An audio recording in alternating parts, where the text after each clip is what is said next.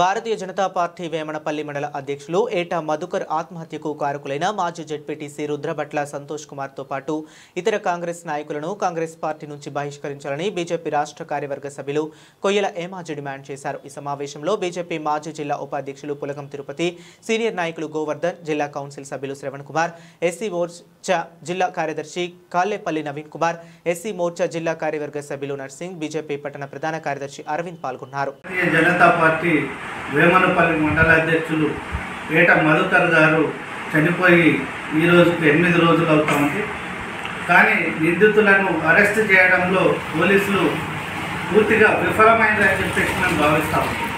పోలీసులు కావాలనే నిందితులను రక్షించడం కోసమే వారిని ఈరోజు అరెస్ట్ చేయలేదని చెప్పేసి మేము భావిస్తూ ఉన్నాం।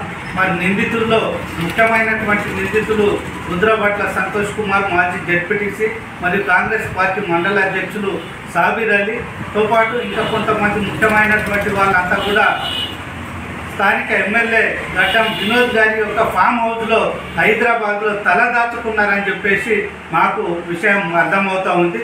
మరి వారికి ఆయనే రక్షణ కల్పిస్తూ వారిని అరెస్ట్ చేయకుండా కాపాడుతున్నారని చెప్పేసి మేము భావిస్తూ ఉన్నాం। కాబట్టి వారిని ఇప్పటికైనా వెంటనే అరెస్ట్ చేయాలని చెప్పేసి పోలీస్ అధికారులను మేము డిమాండ్ చేస్తూ ఉన్నాం। పోలీసులు నిష్పక్షపాతంగా విచారణ జరిపి కేసును నీరుగార్చే ప్రయత్నం చేయకుండా మరి అసలైనటువంటి దోషులందరినీ 13 మందిని వెంటనే అరెస్ట్ చేయాలని చెప్పేసి మేము కోరుతా ఉన్నాం। అదేవిధంగా మరి స్థానిక ఎమ్మెల్యే గడ్డం వినోద్ గారు మొన్న ప్రెస్ మీట్ పెట్టేసి మరి మధుకర్ హంతకులు ఎవరైతే ఉన్నారో వాళ్ళందరినీ శిక్షించాలని చెప్పేసి ప్రెస్ మీట్లో చెప్పడం జరిగింది। కానీ ఒకవైపు అరెస్ట్ చేయాలని చెప్తూనే మరి వారిని కాపాడుతున్నది కూడా ఆయన వినోద్ గారే కాబట్టి మరి ఈ రకంగా ద్వంద్వ నీతి పాటిస్తూ ప్రజల్ని మోసం చేస్తున్నటువంటి గడ్డం వినోద్ ముందు ప్రజలకు క్షమాపణ చెప్పాలని చెప్పేసి మేము భారతీయ జనతా పార్టీ నుంచి డిమాండ్ చేస్తూ ఉన్నాం। అదేవిధంగా ఈ మధుకర్ చావుకు కారణమైనటువంటి కాంగ్రెస్ నాయకులు ఎవరైతే ఉన్నారో ముందు వారిని కాంగ్రెస్ పార్టీ నుంచి బహిష్కరించి మీరు చిత్తశుద్ధిని నిరూపించుకోవాలని చెప్పేసి మేము డిమాండ్ చేస్తూ ఉన్నాం।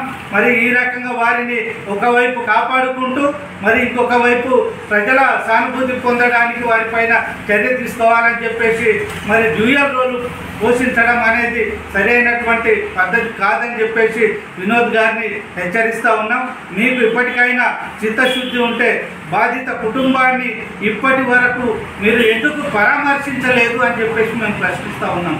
మీరు ఇప్పటికైనా మన బాధిత కుటుంబానికి వెంటనే న్యాయం చేయాలి, వారికి ఇందిరమ్మ ఇంటిని వెంటనే మంజూరు చేసి వారిని కాపాడాలని చెప్పేసి కోరుతా ఉన్నాను। అదేవిధంగా మీ ప్రభుత్వం వల్లనే ఆయన చనిపోవడం జరిగింది కాబట్టి మీ కాంగ్రెస్ పార్టీ నాయకుల వేధింపుల వల్లనే ఆయన చనిపోవడం జరిగింది కాబట్టి ముందు మీరు ప్రభుత్వం నుంచి వారి కుటుంబానికి 25 లక్షల రూపాయల నష్టపరిహారం ఇప్పించాలని చెప్పేసి మేము డిమాండ్ చేస్తూ ఉన్నాం।